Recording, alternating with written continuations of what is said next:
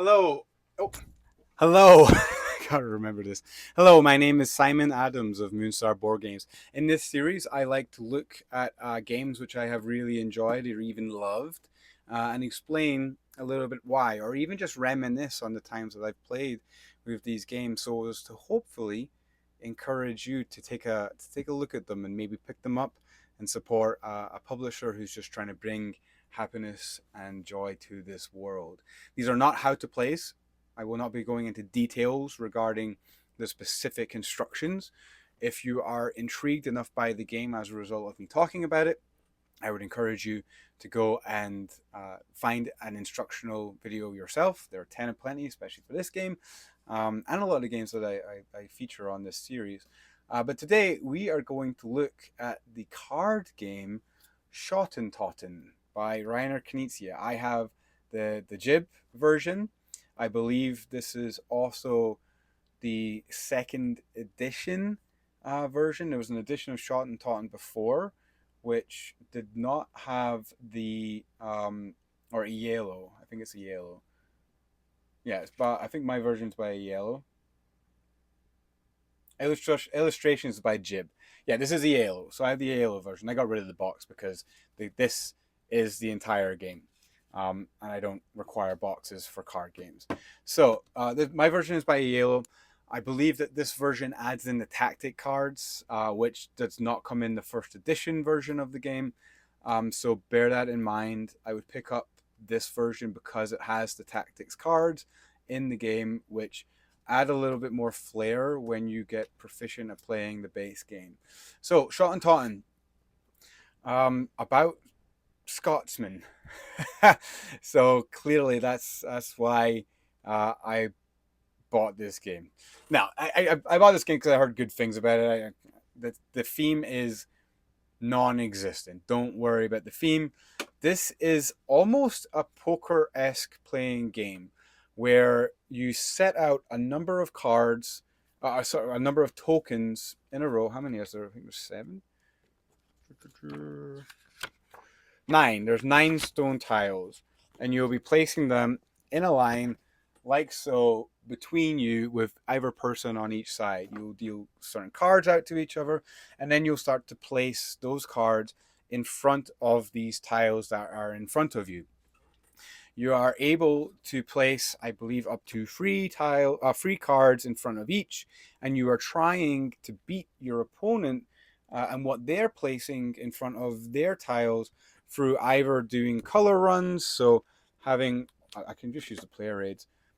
Yeah, so a color run means you have three cards in front of your tile, or in front of a tile, which all have the same color. You can have three of a kind. You can have one color. So a color run is the numbers as well as the color. So you see 3, 4, 5 there. So you have 3, 4, and 5 as well as the color, and there are varying different hands that you can use, and these vary from strongest to weakest. So you are trying to place cards out in front of these tiles, which beat the three cards that are being placed in front of the same tiles by your opponent.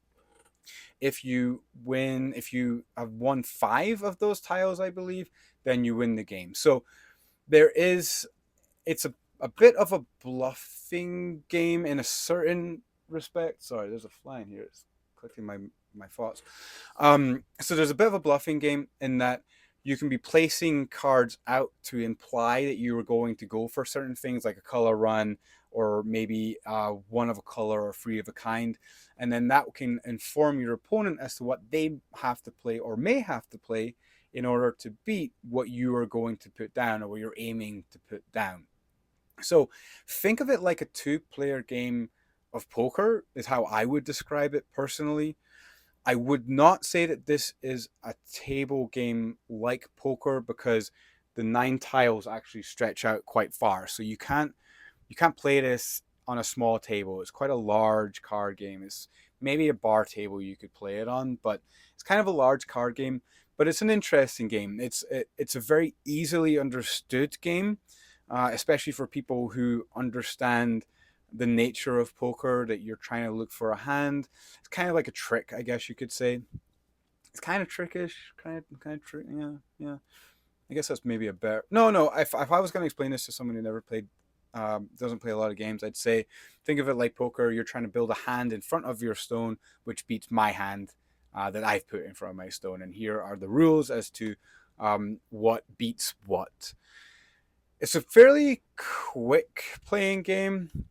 I'll be quite honest with you. It's been a little while since I've played it. Um, but the when I did play it, the person who I was playing it with was not a board gamer, and they really, really liked it. For me, I like it much, much better when you employ the tactical cards, and these are cards which can trump the rules of these particular cards and have certain special abilities which allow you to influence the game and to make it feel a little less like I'm just guessing better, right? Or I'm just figuring out what you're trying to do better than you're trying to figure out what I'm trying to do. Like I say, it's kind of like a bluffing game. It's kind of like poker. It's a little bit bigger than both, but it's simpler and it's quicker. And obviously, as a result of the nature of the game, it's just a little bit more casual and a little bit more fun. Very simple game. The tactics cards do increase that complexity for sure, which is why I liked to play with the tactic cards myself. But you can have a very nice, pleasant time playing this game with just the cards, just the base cards, just the base game's cards. Uh, yeah, no, like I say, I had a great time playing this. It's a simple card game at the end of the day. It's a simple card game, but I had a great time playing it because the person I was playing it with was having a really nice time. And it didn't look like that, honestly. When I was playing them, they were very focused and very involved. But at the end, they were like, man, I really like that game. And they weren't a board gamer and they really liked it. I've played it a couple of times since, and I feel like everyone has a really good time. It's two player only. Keep that in mind. This is a couples game or playing with a friend down at the bar. It's a very bar-ish game, but like I say, you do need to have a table available to you. I have my cards sleeved as well for that purpose. The cardboard tokens for the stones are susceptible to water damage, of course, because they are just cardboard tokens. So keep that in mind too.